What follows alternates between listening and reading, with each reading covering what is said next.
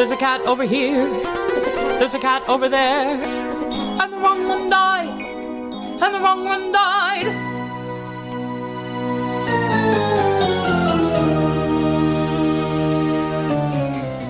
Welcome to The Wrong Cat Died, the podcast breakdown of catastrophe. I'm your host, Mike Abrams, and today we have a special bonus episode. If you are a Swiftie or have been on the Eras Tour TikTok or a fan of the 2019 Cats movie or just a TikTok power user, you might have seen him go viral last weekend. He went to the New York, New Jersey Taylor Swift Eras Tour dressed up as the 2019 movie Bombalurina.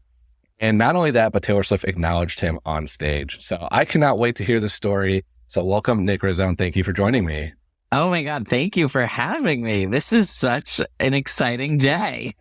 I love it. I saw it was probably the first thing that happened on my TikTok, like when I opened it up, because I'm curated for Cats content to begin with. And I saw the like do your thing first post that someone made that you then responded to, and I was just like blown away because your costume was incredible. So let's start there. Like, how did you decide? I think you went multiple nights. How did you decide I'm going to go as Bombalurina? Yeah, so I was very lucky. I mean, as you know, this Taylor Swift concert has been a fiasco with Ticketmaster. I was lucky enough to get tickets for night one of MetLife through a friend of a friend. And then night two, because I personally did not get tickets, about a month or two later, Ticketmaster emails me out of the blue and says something along the lines of, Taylor feels so awful about what happened. We would love to give you the opportunity to purchase a pair of tickets specifically to the Saturday night show. And I was like, great. Gave them my credit card info. I didn't know where the tickets would be. All of a sudden, I get the confirmation, and they were aisle seats, literally as close to the stage as you could possibly imagine. And my mind was blown. And so I knew I was going to be enraptured in all of these Swifties, these obsessed fans around me. And I'm also a huge Swiftie as well. And I was like, I need to bring it for this concert. I always love dressing up for concerts and doing different looks.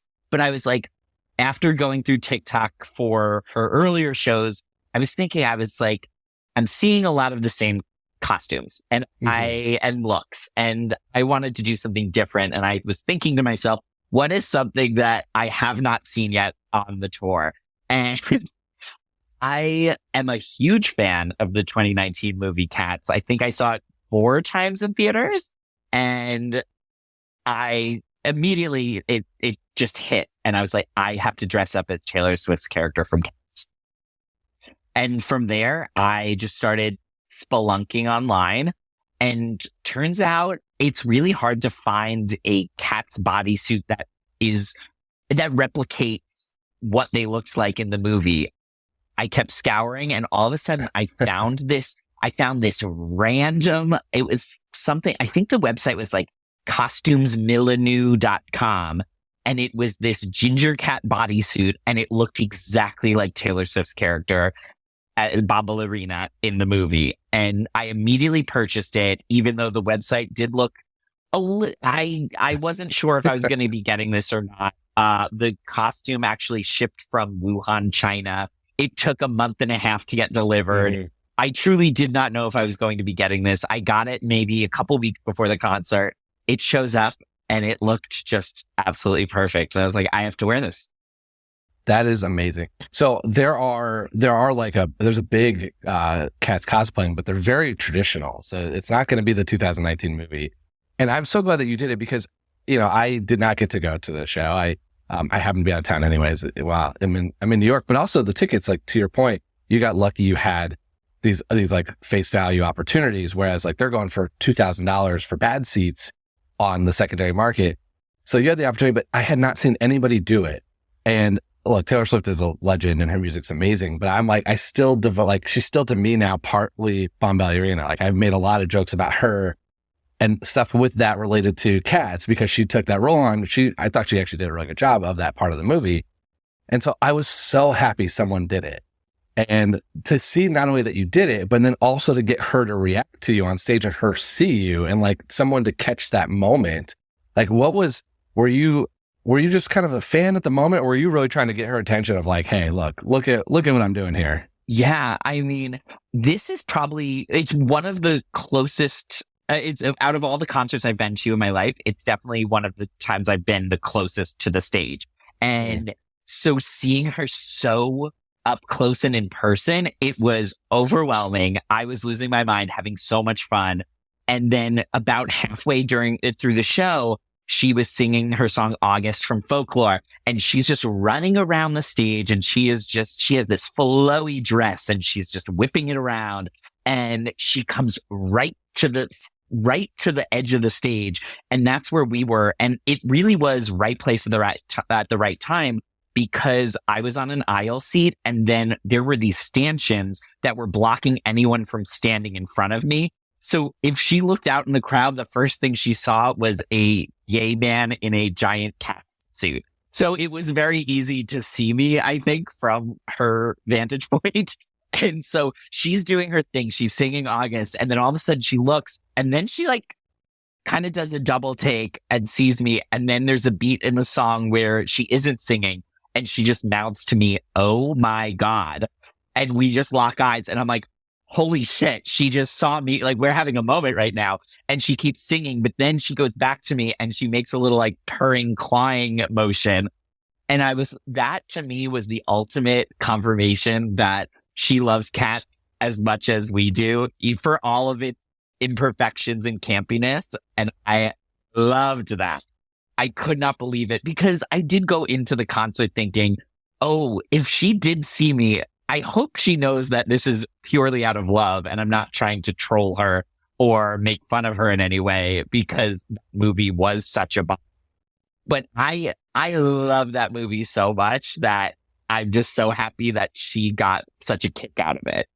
And then immediately after the concert was over, all of these Swifties were running over to me, and they all had different POVs of the moment. They were trying to airdrop me videos, and everyone in our section was just freaking out that she acknowledged it. It was so much fun. That's so cool. I do appreciate that she's one of the few in that movie that hasn't like denounced it. Whereas like most of the rest of them have kind of stepped away. She's just kind of ignored it, but hasn't been like, oh, I can't believe I was a part of this type of thing. So I'm glad to see, like, I did notice that same moment of like, oh, it looks like she's at least enjoying this. Like, it's kind of like novelty probably for her a little bit, but also like, respect, it seemed like, of like, wow, you went the extra mile here, like you're the only one that's done it. And the recognition of like, you went for it, you did it, and she appreciated it, like, and you had the seats that she could see you, which is, it's so fun, because she's like, I mean, she's crushing this tour for everybody. And it was so fun to see all of the fans that were there. I was having a blast with. They were freaking out over the costume. But the other thing too that I was noticing is half of the people knew who I was. They were like, "Oh my God, McCavity, cats, da-da." Yeah. And then the other half of people, they just thought I was dressed as a cat because Taylor loves cats. And they didn't even make the connection. And then also her recent song from Midnight's Karma, there's the lyric, "Karma is a cat." So I was getting a lot of people that were just like pointing at me and being like, "Karma is a cat." And I'm like, yeah, no, but also McCavity's not there. And trying to bring them into my world and be like, hey, no, this is actually Bombalurina from the Cats movie. Unbelievable. Which was so fun. And then, this girl from my section, she posted a video. She got such a good video of Taylor reacting to it. And she posted on TikTok, I believe, Saturday night, right after the concert. I was on such a high. I went to bed. I woke up the next morning, and then it popped up on my For You page. And I saw that. I was like, oh my God. And then it already was going viral, and all of the comments were just asking, "Where's the cat? We need to see the cat. We need the POV of the cat." I was like, I barely make TikToks. I think I've made 6 or 7 in my life. And so I decided I need to make a TikTok of my POV. So I pulled it together, and then it just started blowing up. Yeah. And then to see that Taylor Swift herself likes that original TikTok, that blew my mind, because to me, it was the idea of her the next day after the concert, sitting on a couch, in her trailer, going through TikToks and remembering that moment, and like her liking it is just, it's the cherry on top. It was amazing. So was that night one for you? Of That the was two? night 2. Yeah. Oh, okay. Yeah. I was gonna say, how are you gonna follow up the second night if that's the first night? And I was so happy that this was on night 2 because night 1 was incredible. It was very emotional for me seeing Taylor for the first time in 5 years. I was sobbing a lot. And then second night was great because after this happened, I was basically comatose for the rest of the concert. I was just in such a state of shock. So I'm happy I at least had the full concert the night before to really take in and process because I was just beside myself for the rest of the concert. It was insane. And how, like, what's that feeling like for you? Is like, you mentioned Taylor liking it, but also with the whole, it going viral and just like the amount of someone who does not post much, even for me, like I don't do a ton on TikTok and we just do a little bit on social media. When one goes and starts to go, if you don't have it set up right, your notifications are going crazy. Like It's almost overwhelming. What was that like knowing that like this incredible moment of your life, that experience that you had just like minutes later, just amplifying to the world? It was nuts. And I kept toggling between the original video and then the response video that I made where I was showing off the cat's outfit. And I had some friends that were in town and I posted the video. It started getting a little bit, it started getting maybe 5,000 views. And at that point, that was the most amount of views I've ever gotten on TikTok. And I was just flabbergasted. We go to brunch. And then by the end of our brunch, I'm looking and it's at 100,000 views. And then that's when I was like, oh no, oh my God, this is actually blowing up right now. And then for them to it cross, I think now it's at like 1.5 million views. And the crazy thing is it's at 300,000 likes. That just seemed like such an insane number to me. Yeah. I can't believe it. I mean, it's a fun moment. And I mean, if we've learned anything, the amount of Taylor Swift content on TikTok in general from this tour has been incredible. So that when these moments are happening and people, everyone's capturing everything, these things are going viral, which is so fun to see because there's a lot of people who can't get tickets and they're going to be able to do that or getting to experience it through other ways like this. Absolutely. Yeah, no. And I feel so lucky that I was able to go not only once, twice. And this was just the most perfect weekend. I truly cannot believe that this happened. I also love, one thing you said a little bit ago that I still can't get out of my head is that half the people didn't even know what you were doing. And it's like they spent $100 million on this movie, included her. She recorded a separate song. So like her fans should know this. Like if anybody should know this, it should be her fans. And more than half have no idea is not a good sign for this movie. But let's pivot to the movie. You are a fan. There are not that many people that are fans of this movie. So were you a fan of Cats the musical before the movie? Like I know you were a musical theater fan. Yeah, I'm a huge musical theater fan. So I always knew of Cats. I mean, I was never the biggest Cats fan, but then once I saw the trailer for this movie, I was just ready because I'm also the biggest fan of anything that even remotely campy. Yeah. And I knew that this was going to be a fun ride and such a good time. Okay, so you went in with the right mindset. That's the difference. As you went in thinking this is going to be campy, it's probably not going to be great, but it'll be fun, and that's why. Yeah, so that explains everything. That's great. Yeah. I wish more people went in with that mindset. And I think it really helped because the first time I saw it in theaters, it was a packed AMC theater on 42nd Street, and it was the day it was coming out. It was just filled of gays, and everyone was we had this collective experience together and we were all just crying from laughing so hard at the movie with all of the random, none of these cats were the same size. Sometimes they were the size of rats. Sometimes they were the size of large dogs. There was no depth perception there. It was just such a wild ride. And then while I was home on Long Island for Christmas, I convinced all of my high school friends to go see it together. And they were all like, are you sure we have to see this? I was like, no, we have to see it together. It is a communal experience. You need to experience this on the big screen.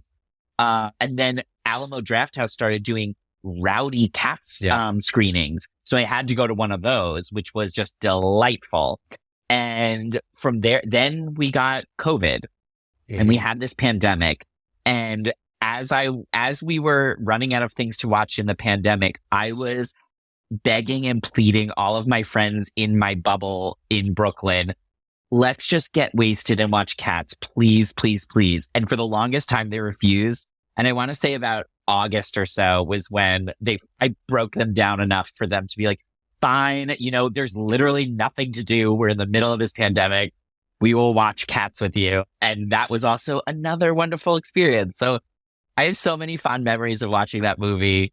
I feel like I'm one of the only people who bought it on, iTunes. You own it. It's funny to hear you say that during the pandemic because I saw a press viewing before it was done, like probably a couple of days before you saw that on 42nd Street. Then I didn't see it again until probably post Tiger King part of the pandemic, where I was with my family and this podcast was still going and I was actually doing really well because everyone was home and so I could record with everybody.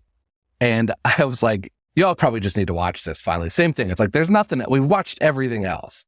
Yeah. And they got about halfway through and they look at me, does it get any better? And I go, not really. It's like, it's going to be this for the next hour. And they're like, yeah, we're going to turn it off. They just quit. They quit halfway through and I've seen it. So I was like, that's fine. I can just fast forward to the parts I like. Yeah. So let's do a little bit of Cats rapid fire. And then I want to hear if your Jellicle choice, but so if you were in Cats, and I'll take this as the 2019 movie or a stage production, who would you want to perform as? Ooh, I feel like Bombalurina does have a great, great part. So that would be a choice. But also, I do love Mr. Mistopheles too, because his song is just so iconic. Yeah, I mean, it's hard to beat.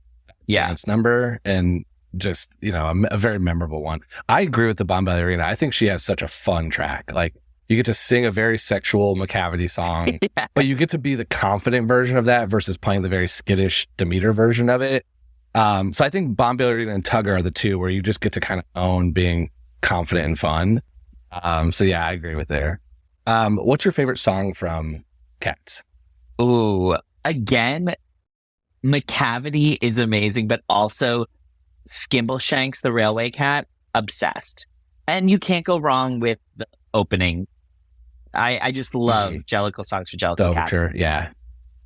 If Taylor Swift was going to add a non-Bombalurina, because she was Bombalurina, cat to the Eras tour, which one do you think should go with her? Which one do you think would perform with her best on stage? Oh, Skimbleshanks, because he would just tap dance the night away. Yeah. I love it.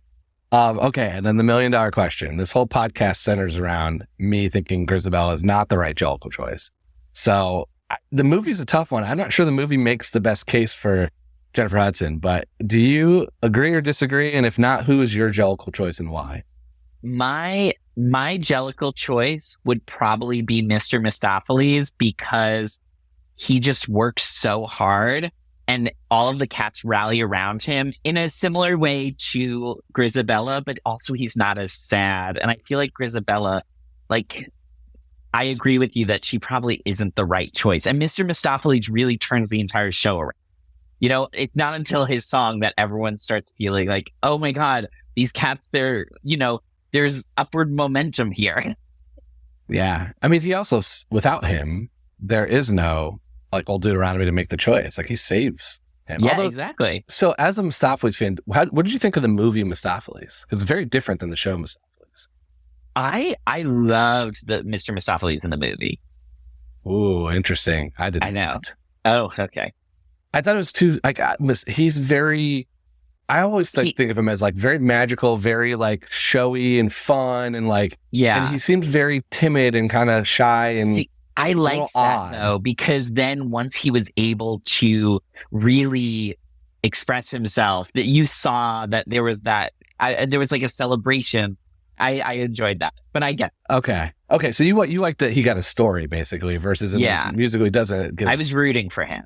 I love it. How can people stay this is, you had such a fun viral moment. Are you going to keep posting stuff? How can people stay in touch with you? Oh, yeah. I mean, I'm on Twitter, Instagram, and TikTok is Nick Rizzo 815. I should work on this ASAP, but I want to make another TikTok because I did take a lot of footage of me maneuvering around the stadium. So I do need to do a TikTok set to McCavity or something of me in that cat suit because God, it was just such a journey to get to that stadium. I also had to go through public transit dressed in that cat suit. Oh yeah, hold on. Did you go to Penn Station and the New Jersey Transit and everything as Bombalurina? I got ready at my friend's place in like downtown Brooklyn, and then we had to take the subway to Barclays Center where there was a bus waiting for us. And literally getting off the subway and walking through Barclays is very crowded. So walking through that, I heard a child ask his mother, like, "Mom, is that a furry?" And then there was a Shake Shack over there. And as I was walking by, all of the delivery guys waiting for their orders start catcalling me, like literally. And I was just, oh God, what is happening? What did I decide to do with my life? We get on this bus that's supposed to take us to MetLife. Turns out it has no air conditioning, which does not bode well for me in this cat suit. Luckily, I had stickers on my face for my look, and I used Latch glue, which was a huge help because otherwise they would have been melting off my face. But honestly, I was sweating so hard. It was rough, but it was all worth. Honestly, it was all worth it. It's so funny because I didn't even think about that part about, like I'm originally from Indiana. I live in New York now. And I was just at the Indy 500, which is a separate version of people watching. And I kept thinking like, oh, this is the same thing. Like it's a unique experience. That's why these people are dressed up this way. And then I'm like, the minute you start saying, I was like, New York, you see a lot of stuff to begin with. I ride the subway almost every day. I see things, but there's when you get out and you are the one in a very unique outfit, especially in like the Atlantic Center station. Like if you see someone that's, it's New York. But then if you're the person who's in the weird outfit, I was like, I don't think I like this as much as I should. I was like, I need to just let me get to the stadium. Once I got to the stadium, people were just obsessed with it. Like there's this tradition at the Eras Tour where people are trading friendship bracelets. And so people were just flinging bracelets at me. They were like, can we take pictures with you? They were giving me all these friendship bracelets. I did get a couple McCavity bracelets, which I was very excited about. Amazing. That the fact that people actually had McCavity bracelets to give out. So I was very excited. That's so fun. That's fun that people have that. It's fun that, like people are dressing up for this tour. But again, in most places you're going in a car or like you're parking. And in New York, it's like, no, you're taking a train or a bus or some public transportation to get there. And you don't realize, I remember when Harry Styles was here at the Garden, every time I would be on the subway, I'd be like, what is going on? Oh, it's a Harry Styles concert. It's like, because there's like very unique outfits. But in downtown Brooklyn at the Barclays Center, at that terminal, that is going to definitely, and probably midday, right? Because you had to go early. Oh, yes. Yeah. We were leaving around 2:30ish. Yeah. I love it. Like 2:30 on a Saturday. So yeah. You were somebody's story to their friends that night when they were like, you're not going to believe what I saw at the Barclays Center today. Yes. And also during the concert, another thing that I loved is the stage is huge. So as the show was going on, all of Taylor's dancers and her band members, they would come over and they would notice me, and then we'd start like vibing and having moments, and we'd be like dancing and having fun. And I just hope that all of them after the show were all kikiing and we're like, oh my God, did you see that cat? That's my hope and dream that actually happened. So hopefully that happened. Oh. You got the like already from Taylor. That's the blessing that you needed. Well, for everyone else that hasn't seen this, it's on TikTok. You can find it. I've shared it. The graphic has the picture of you that's for the podcast episode. Is a picture of you. We'll put it on social too. So you can see this amazing moment that you had in New York at the Eras Tour, the legend that will live on. Well, thank you so much for coming on and sharing the story. It's been a blast to hear it. I'm excited for the world to hear kind of a little bit of the backstory of some of the fun moments that you got to have. Oh my God, of course. Thank you so much for having me. I mean, there was a lot of time and effort put into this, and I made a lot of sacrifices. Honestly, trying to go to the bathroom at MetLife Stadium in a cat bodysuit is something that I don't think I ever want to do again. It was absolutely awful, but it was all worth it. All worth it. That is so fun. Well, thank you for joining me today. And thanks everyone else for listening to this episode of The Wrong Cat Died, the podcast breakdown of the catastrophe. To follow along, you can subscribe on Apple Podcasts, Spotify, Stitcher, or anywhere else you listen to podcasts. Follow us on Twitter, Instagram, and TikTok at The Wrong Cat Died, or check out our website, thewrongcatdied.com.